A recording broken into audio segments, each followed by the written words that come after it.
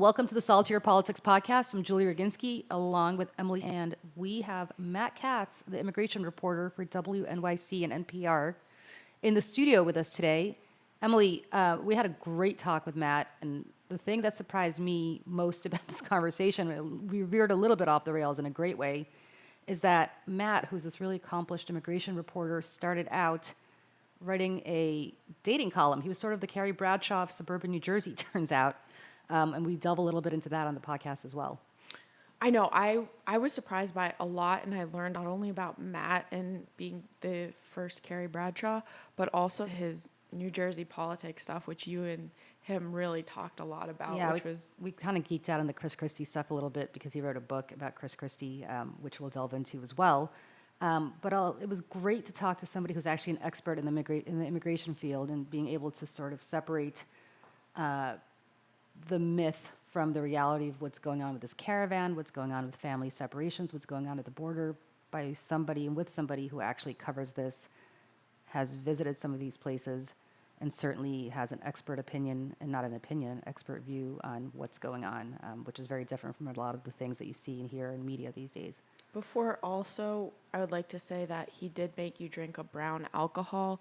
We had to make Manhattans for this, and that was an experience in itself. That's true, because I have actually not had a sip of any brown alcohol since I was 16 years old and got into a very unfortunate drinking contest with somebody who's probably around 200 pounds back in high school. That guy now is a pretty high up guy at the Justice Department, so I'll leave his name out of the equation other than to say, kids, don't ever, ever, ever accept a challenge to drink as many shots of Old Crow as you can. You'll end up like me, basically hating bourbon, rye, and whiskey for the rest of your life. Yep, so pretty much when he sent the email saying his favorite drink is a Manhattan, I knew we were in for quite a ride, and I think the listeners will be too. Yeah, I womaned up. I had a few sips. I didn't pass out. It was okay. Anyway, we're coming up with Matt Katz. Looking forward to that discussion with him. Matt Katz, welcome to Saltier Politics. Full disclosure, we did spill a Manhattan before this. That's true. Who's we? Well, I Julie spilled a Manhattan. It's actually as a protest against all bourbon, rye, and whiskey type products. But unfortunately, somebody just made me a second one. So welcome, Matt Katz. Thank you very much, Thank you guys. so much, Matt Katz, an immigration reporter for WNYC here in New York and NPR nationally. Also author. American Governor. Thank you. Chris Christie's Bridge to Redemption. Matt, thank you so much for coming. Before we get into Chris Christie and his future, if he has one, I want to talk about immigration because it is a week or less than a week before the election. Mm-hmm. And it seems like the president has decided that it's going to come down to getting out his base, and the way he thinks he's going to get the base out is to talk about this caravan of disease and smallpox-infested foreigners who are descending upon our southern border. Tell us, first and foremost, where this caravan is. My understanding is it's about 1,000 miles away and they're walking. Right.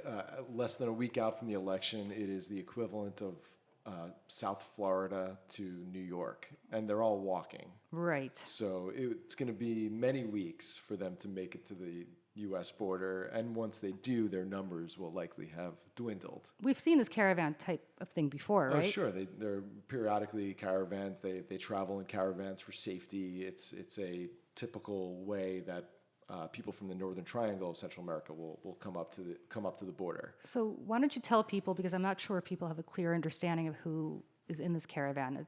Who are these people, and what's the demographic? Is it families? Is it ISIS, as Donald Trump and some of his supporters claim? Is it people fleeing rape and poverty and murder, as he said in the Triangle? Right. I have not been down there, but from all reporting, there are no Middle Easterners. It is all Central Americans. The president says that there could be Middle Easterners in there, as do other Republicans. There are children. A baby was born along the caravan as it was coming up.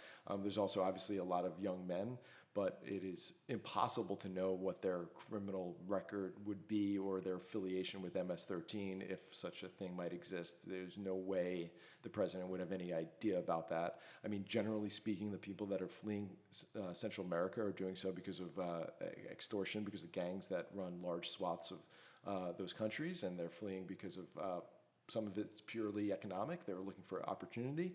And once they get into the country, statistics show that immigrants are not more likely to be criminals than the native-born Americans. But they present a concern for people, and that's what Republicans are running on. And why are they fleeing? I mean, what's their raison d'etre? Why are they leaving their countries? I mean, there's various reasons, but under under international asylum law, and they can leave because they're leaving because they say they are a persecuted group or are part of a persecuted social class. So some of them are women who have been raped by gang members. Some of them are men who have been extorted by gangs, and their family members have been killed by gangs, and they're fleeing for safety.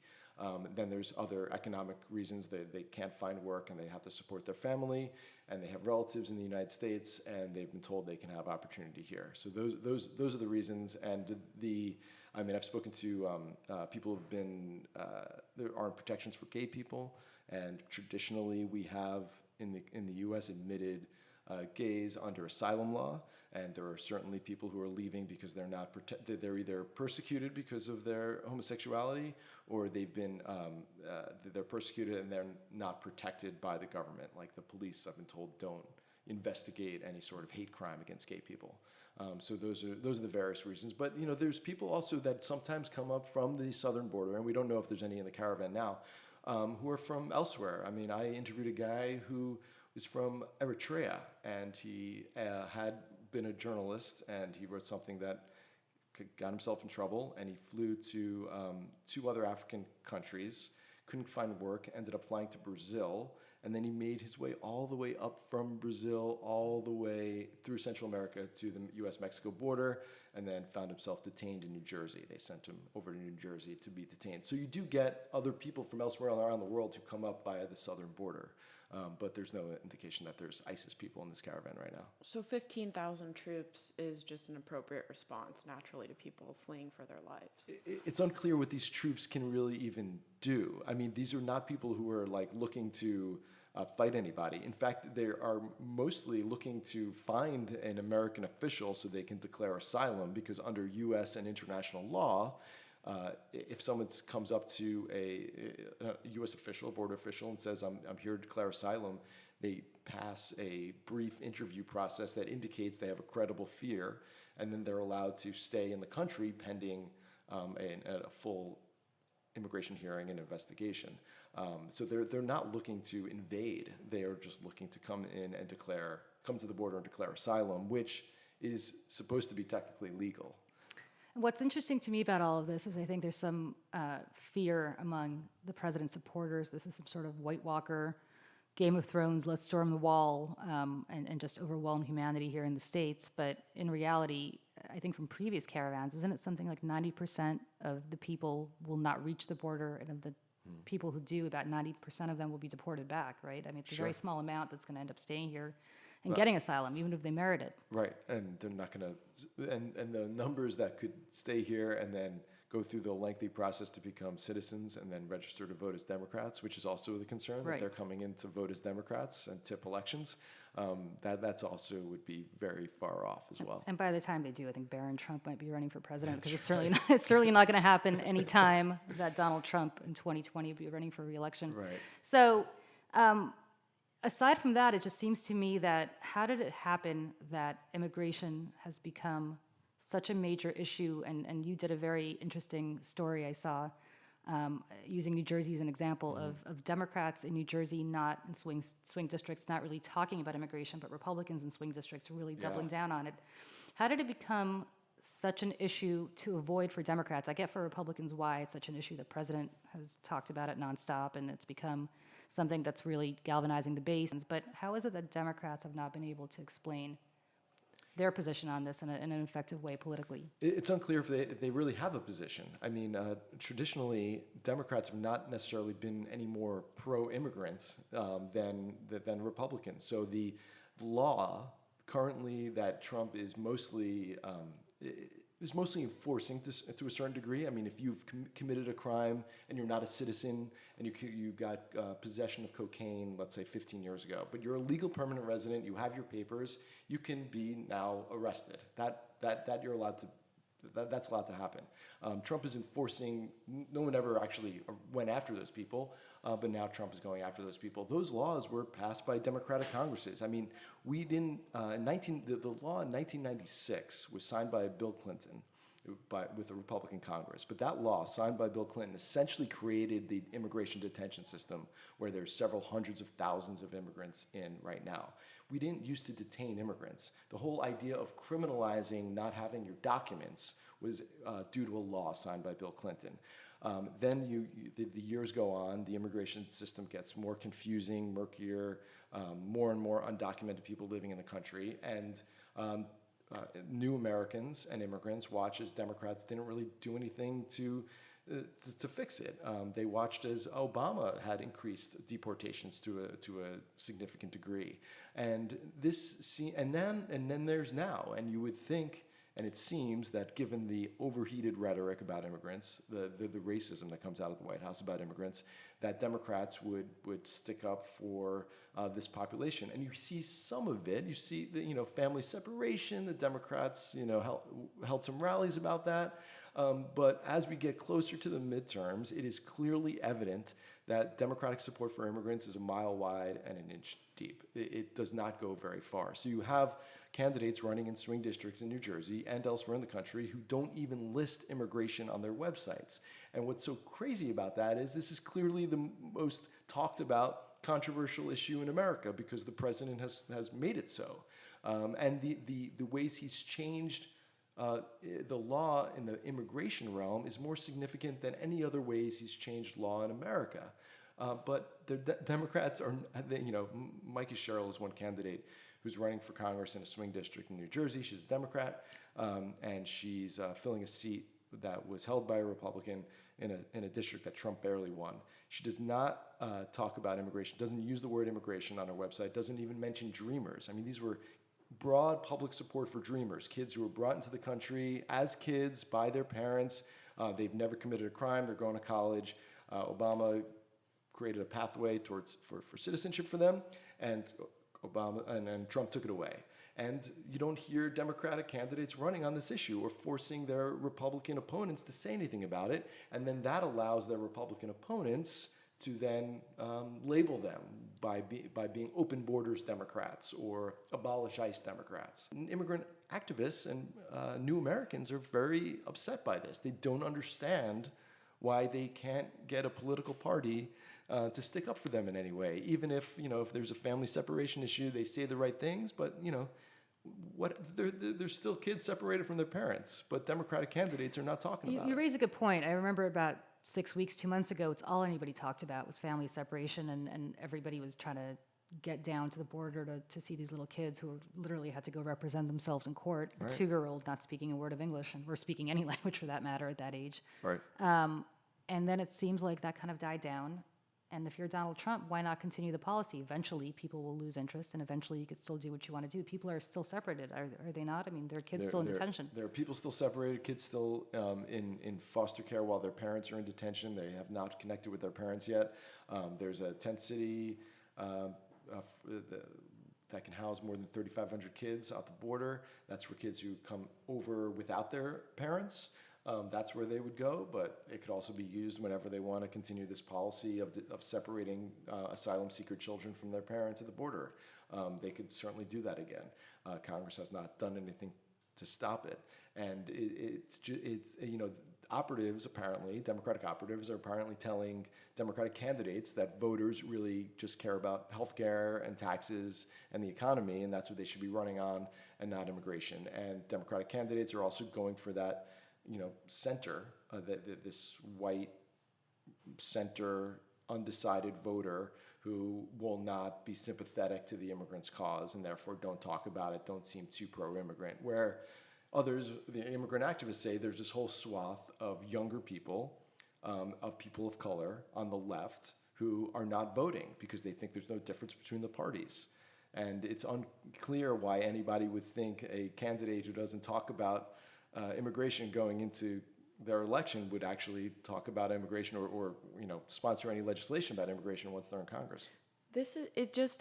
baffles me because, okay, the Republicans are taking the fear angle. I just don't see why more Democrats are going for the pathos, putting, this is a mom and a child. Every mother-child relationship transcends everything. It transcends party politics. So I just don't understand, and maybe you guys can elaborate for me why I just don't see the Democrats just latch on to the Republicans got the fear. Why don't Dems go pathos and just mom and child being ripped apart? Well, Matt and I actually talked about this, I think, a few days Yeah. ago, but I think primarily, and it's a shame, and let me just distance myself from what I'm about to say because I don't believe it personally, but I think there is a sense, potentially, as Matt pointed out, among Democratic operatives or some Democratic operatives, not me, that these are not voters, that people who vote think about this hypothetically as a bad thing and a shame, but it's not their kids being taken away and separated. And when you contrast that with things that really do affect voters directly, like the Affordable Care Act being repealed or taxes being raised on the middle class or the lower class, working class voters, that's something that tangentially, immigration, I should say, something that tangentially affects voters because by nature they are not immigrants or they have the right to vote, or if they're immigrants, they're citizens now. But things like healthcare and things like taxes do very viscerally affect people. I say this as somebody who was an immigrant and was separated from my family at a very young age, not to see them again for a decade. The psychological toll that I think this kind of behavior takes on children, regardless of where those children end up growing up. They could all be deported back to Guatemala or Mexico or wherever they're coming from, or some of them can stay here. But I think the psychological toll, and take it from me as somebody who went through this, not in a detention without any family, but being taken away from my primary caregivers at the age of 6 for a decade, I will tell you we are doing a massive disservice to these kids, and not just for the next few years, but really for the rest of their lives. That's my view. But fear motivates people to the polls more course. than love does, right? No question about it. So that's why this is seen as a motivating issue for Republicans, and the counter to it, the pathos, is not. So you don't. It seems to me that for every commercial, like the MS-13 commercial that Trump tweeted about today, with showing a guy charged as an MS-13 member. For every one of those, you could see a counter from the Democrats of showing like the impact of family separation and the importance of reunifying families. But you don't see that. I haven't seen any Democratic candidate anywhere in the country do a family separation ad. Have you? No, which is amazing considering that 6 weeks and 2 months ago, it literally drove the conversation on both sides. Yes. And to say that Trump has very effectively, I think, continued that narrative on his terms, and Democrats have completely walked away from the narrative that they were talking about, Right. to me is morally seeming to me like an abandonment of, first of all, these children who deserve much better. And for anybody listening who's going to suddenly say, well, they deserve it, they came here illegally, as Matt pointed out, they are coming here to get asylum. And the only way to do that is by presenting yourself at the border. Right. Also, they're children, and I think there's something about the sins of the father not being passed along to the sons and the daughters. But there's a lot to be said for the fact that I think the Democratic Party is doing a massive disservice to them. I mean, there's just family separation is one of these issues where Democrats haven't talked about. I mean, refugee numbers are down to the lowest since the the modern refugee program started in 1980. I mean, minuscule numbers. There were more refugees admitted after 9/11 than there are now. Refugees are people who actually apply while they're abroad to win the equivalent of asylum in the country, and they're more vetted than any other immigrants. So they're down. Those numbers have been slashed. There's temporary protected status for people from certain countries that suffered natural disasters and other calamities. That's been eliminated, although it's all tied up in the courts. The Muslim ban is basically still in effect. They just added a non-Muslim country to it, but it's still almost impossible to get here in any capacity if you're from Iran, for example. There have been DACA, the Dreamers. They are left in a lurch, unclear what's going on with them. There have been so many immigration policies that have been radically altered, and they are not a talking point at all. And when you hear Democrats talk about it, and this is what pisses off immigration activists more than anything, the first thing they say is we need secure borders. And that is considered an absolute red herring because most of the undocumented people in America just overstay their visas. They're already here. They're not like sneaking in. The borders are already strong. Also, there's never been a terrorist attack committed in the country by anybody who came in over the southern border. The only terrorist attack was committed by someone who came in from the northern border. And legally, I might add. I mean, they came in absolutely legally. Is there any Western country that has taken fewer refugees per capita than we have since the Syrian crisis began? I mean, per capita, that's a great question. I mean, there's major economies that don't, not Western, like Japan, Right. hardly takes any refugees. Right. But they compensate by giving the UN refugee program a ton of money. But their rhetoric is actually very interesting. I mean, they say they don't want to, they're a homogenous society, and they say straight up they just don't want any outsiders to change their culture and their ethnicity.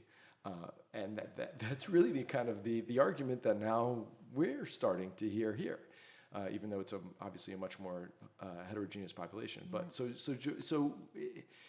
you know, it's not like the argument. It's tough to make the argument that we're suddenly the most morally bankrupt country on earth. There are certainly other countries that do less even now for the stranger, that have the capacity to do more. But obviously, what we're experiencing in America is also similar to what's going on elsewhere. I mean, there's issues all over Europe in terms of pushback against politicians who wanted to open their borders to some refugees. You're seeing that in Germany. You're seeing a pushback with the rise of the far right in Europe as well. So this is a worldwide phenomenon. I mean, there's this massive migration of people all over the globe now, more than we've ever seen in human history, because of just the nature of how easy it is to move, right? And connectivity and war and natural disasters. So there's movement of people. There's 67 million people displaced around the country, around the world. So this is and it's only going to grow and increase. So how countries deal with their borders and how they deal with, accepting immigrants and judging whether an immigrant deserves to be in their country is really, I think, going to be the story of our time and the story of the next generation. We are going to move on to your book because my favorite topic of all time, Chris Christie, is on the table. But before we do that, tell people the one very interesting thing that they may not know about you, because I was kind of surprised when I heard it. Were you surprised? I was a little surprised. I had a nationally syndicated dating column for several years. For who? So I was a reporter at the Courier Post in South Jersey, Right. And it was for them, and then the Gannett, the parent company, newspaper company, syndicated it to first a few newspapers in New Jersey, and then all over the country to such metropolises as Battle Creek, Michigan. So what qualified you, other than the fact that you're awesome and you're happily married, but what Yeah. qualified you to talk question. to give women like me and Emily I was not dating giving advice? I was not Oh, giving advice. okay. In fact, somewhat of the opposite. I was writing it was a first person column about my own dating experiences and foibles. So this is before you dated your Carrie wife. Bradshaw? When the people, even though I lived in a city, they would call it sex, and my newspaper was in the suburbs, so it was often joked that it was sex in the suburbs. And then when I eventually got married, in the New York Times did a little video on their Right. vows thing, and they played of me and my wife, and they played the Sex and the City music. So the did your backdrop. wife know this when she started dating you? Was Yes. this like a draw for her? That she was going to finally tame the guy that was doing the column? I don't know if it was, there were these, I don't think it was a draw, but I feel like it did make me seem I was a little bit unique, I think. did I you had get- a billboard. Wow. And we were friends first, and she was a billboard in South Jersey. I had 3 billboards in South Amazing. Did you have one on a bus? Did you watch it? Jersey. Right. No tutu, right? It said the billboard. The name of the column was called The Bachelor Pad. Go ahead. The billboard said, "Get a date with Matt Katz. Read The Bachelor Pad on Tuesdays." But so in the beginning, and for most of it, it was I would go to dating events. I joined weird dating websites. I had an imaginary girlfriend. There was a website called imaginarygirlfriend.com, and I paid $30, and I had an imaginary girlfriend in Saipan, which is in the Pacific, and we used to correspond, and I wrote about that a bunch. And then it turned out, this is the good twist, she was a dating columnist in Saipan, and then Wow. and then I wrote about that. This sounds like a really bad rom-com where the two of you should end up together. Right. Somebody sent me a check in the mail for $100 so I could because I wrote about how I couldn't afford the $2,000 plane ticket to meet her. Oh my gosh. I did not cash it, but I put it in my cubicle. All right, let's talk about Chris Christie, which is somewhat as interesting, but not quite. You wrote this book about Chris Christie, and you wrote it while he was running for president, or at least I guess while he was gearing up to run for president. And I think at the time was seen as a front runner to potentially one of the front runners to be the Republican nominee. Bridgegate happened. I think he was still in fairly good shape even after Bridgegate happened. But then Donald Trump happened. And my question for you, somebody who knows Chris Christie, I think better than anybody else, is did Donald Trump kind of out Christie? Was Christie's whole persona kind of a much more downplayed Trump? Did Trump take that space that Christie otherwise would have occupied? Absolutely. I mean, Bridgegate aside, Bridgegate might have given, Trump had said that he wouldn't have run at one point. I mean, you can't necessarily believe everything he says, but I mean, he had said at one point he wouldn't have run if it wasn't for Bridgegate. So obviously, and that hurt him in the long run. There were also other lower level scandals that were going on in New Jersey that started to bubble up as he was starting to run for president. But politically, he just had no space to run after this guy came in, because Christie's whole niche was he said whatever was on his mind. He gives it to you straight.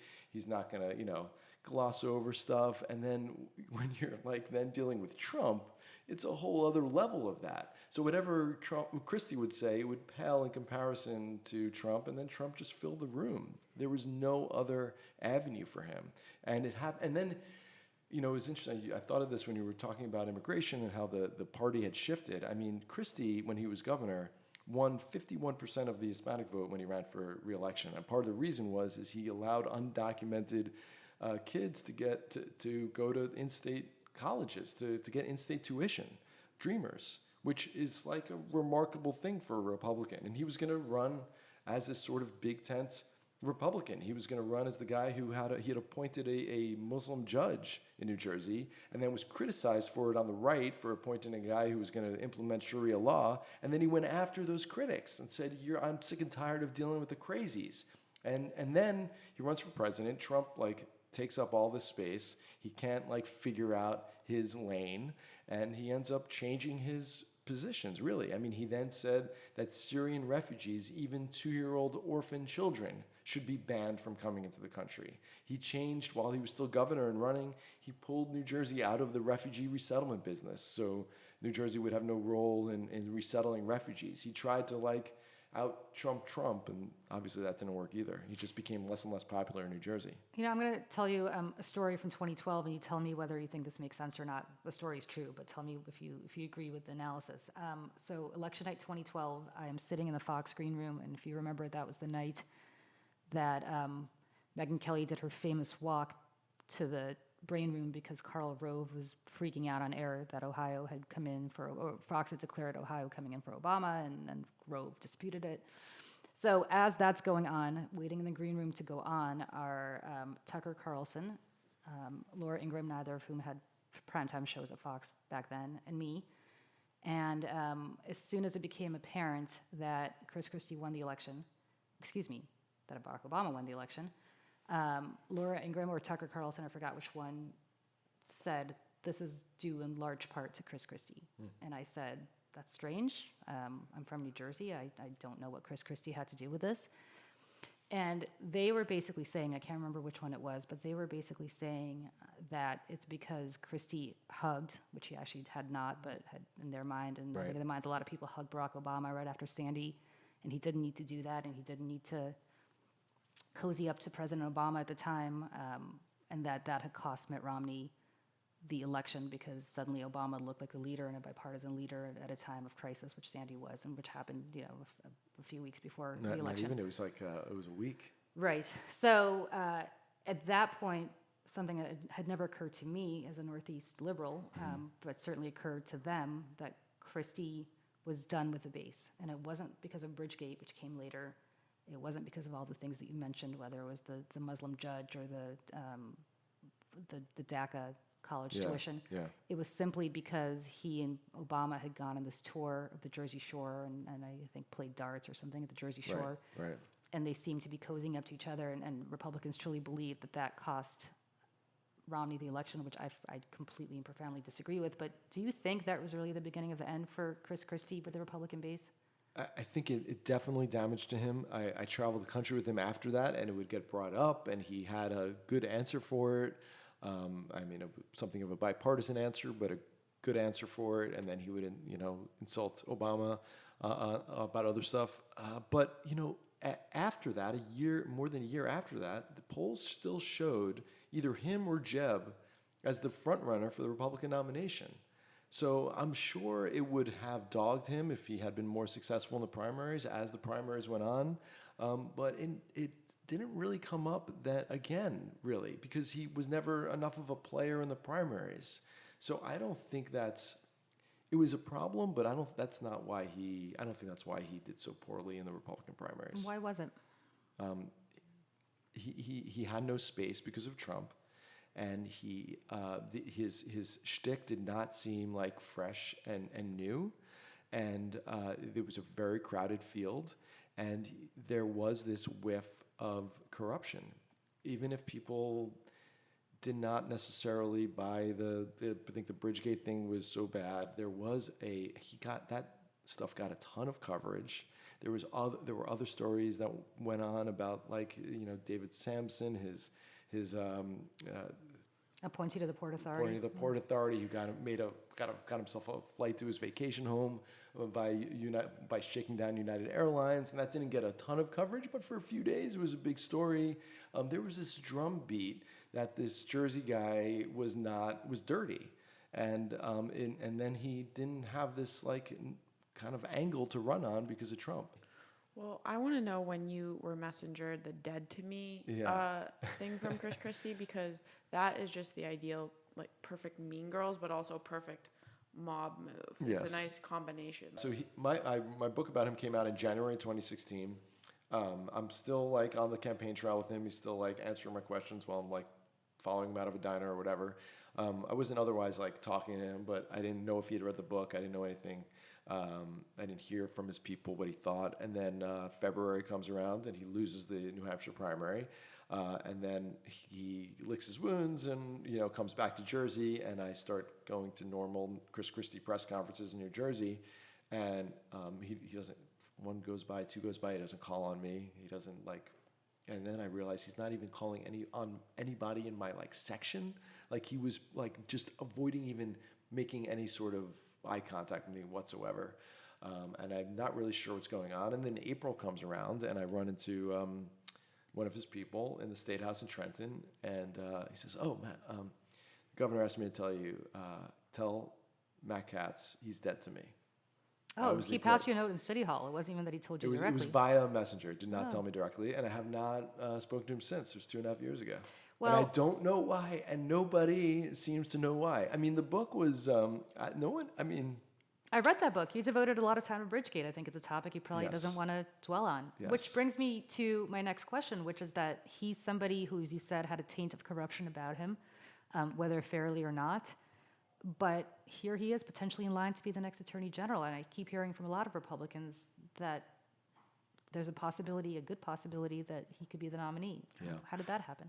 I mean, he's never charged with anything, and we have a short attention span in this country, and he was a former federal prosecutor, so he sort of has the right resume to do this kind of thing.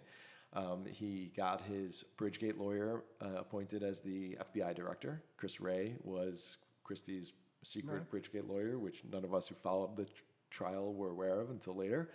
He's the one that had Christie's personal cell phone, right, with all the text messages that were never turned over. Might still have it. We don't know where it is. Know. I don't understand with Kushner, though. How does... Well, that's the problem, right? That's the problem. That was why he didn't get the gig in the first place. That was also why he might not have become the vice presidential nominee. Yeah, for those who don't know, Christie, when he was U.S. Attorney in New Jersey, prosecuted Charlie Kushner, who is Jared Kushner's father, for a variety of very bizarre crimes that we can get into another day. And it seems like the Kushners have not forgotten. Right. That Christie had done that. And so I'm curious as to whether that has been patched up. Also, a little known fact for a lot of people is that Bill Stepien, the White House political director, who I believe now has been deployed to the 2020 campaign, but Bill Stepien or is about to be, Yeah. was Christie's, one of his fall guys for Bridgegate, I think, one of the people that Christie fired.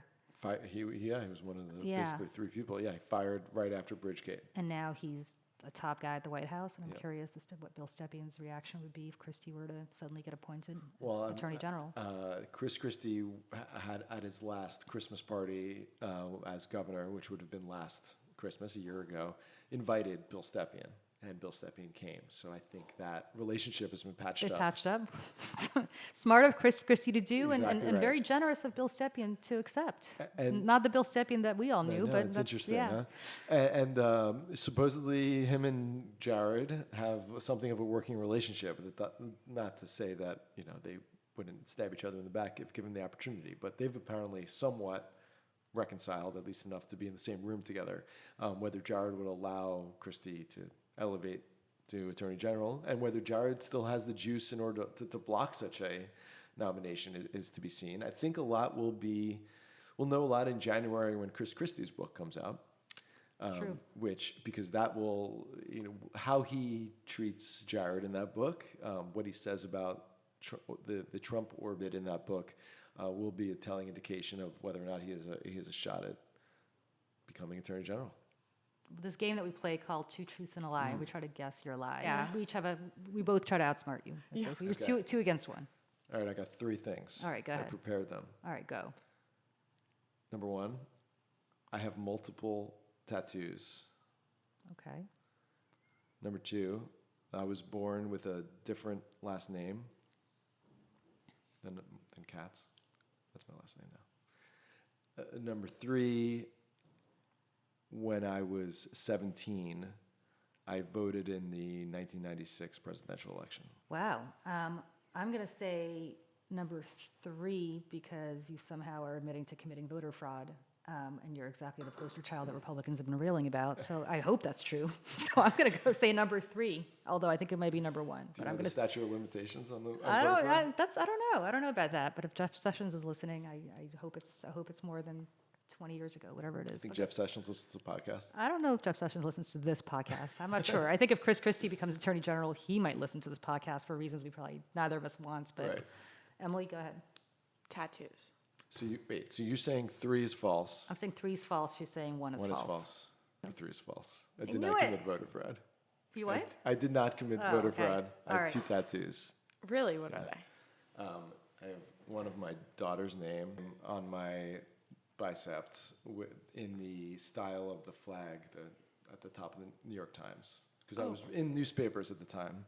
And then I was in radio when my son was born. So I have a radio tower with my son's name on my arm. So when I said multiple tattoos, it's just two. Just two. I didn't think, no, I didn't. I did not always want a tattoo, but then eventually, and then soon I did just want a tattoo, and then I had to come up with an idea. So I'm like, it makes sense. Did you tell your to mom? put- Did you tell your parents? Yeah, my mother, the first thing she said was, how much did that cost? Oh, really? That was her way of saying she disapproved, I think. If I ever came home with a tattoo at the age of 45, not that Yeah. I would, but if I ever did, I would totally get disowned by my parents. It wouldn't even be a question. You would get what? I would Disowned? get disowned. There's Why? I think it's the one non-negotiable. It's No tattoos. It is not kosher. That's a fable. I don't think it's a kosher thing. I just think they would be horrified. And so I will never do that. But that's just my thing. Matt Katz, thank you so much for joining us. You're welcome. Should I get a Saltier politics tattoo? You could get a Saltier Absolutely. Politics tattoo. We have a whole logo. We get a little salt shaker. Done. How about this? When this goes wide, you can get a Saltier Politics tattoo. Great. Mom and Dad, I will not get a Saltier Politics tattoo. Thank you so much for joining us. It was a great conversation. And we'll come back when Chris Christie becomes Attorney General yeah. and talk about that in much more detail. We'll trade good Chris Christie stories. We both got some. There we go. Emily can sit through them and be pained, which a lot of people have been. All right. Thanks very Thank much. you guys. Appreciate it. Well, that was a fantastic interview with Matt Katz. We learned a lot about everything from sex columns to immigration and Chris Christie, which will definitely be a follow-up in the coming months. But let's get into what's making us salty this week. What's making me salty is exactly what we talked about, immigration, and how the Trump administration is using a lot of rhetoric, calling them illegals because no one's humanity is illegal, to dehumanize a group of people who are simply looking and working for a better life. You don't leave your culture, you don't leave everything you know just for funsies and to mess up someone else's life. And Julie, I think you know firsthand, I don't think your parents left Russia too. Yeah, we weren't leaving Russia so we could go and have access to Disney World every day. We left Russia for the same reason these refugees are fleeing South America, Central America right now, which is that they are actually fleeing for worse reasons than we did. We weren't fleeing for our lives. We were fleeing for the freedom to live our faith and our political beliefs the way we wanted to, but they're literally fleeing for their lives. I mean, I was a refugee, but I don't think my parents are worried about my getting raped or killed at the age of 6 if I were living in Moscow. A lot of these parents are fleeing their countries because they're seriously worried about their parents, their children, and themselves being raped or killed. And to dehumanize them this way, to greet them at the border with tens of thousands potentially American military greeting them at the border is a horrible use of our military. Again, these are not the White Walkers storming the wall. These are real people who are doing everything by the book, which is they're presenting themselves at the border and asking for asylum, which is exactly what our laws dictate they do. Chances are they will not get asylum, and chances are they will have to go back to either Mexico or to their home countries where they will face persecution and potential death. So let's all take a step back and stop dehumanizing and using them as a political football, because that's awful. What's making me salty this week is Mike Pence and his use of a quote-unquote rabbi to mourn the 11 Jewish victims who were killed in the Tree of Life synagogue shooting in Pittsburgh this week. This sort of so-called rabbi, who was actually defrocked by his own ministry, is a messianic rabbi, which is a sect of the Jews for Jesus.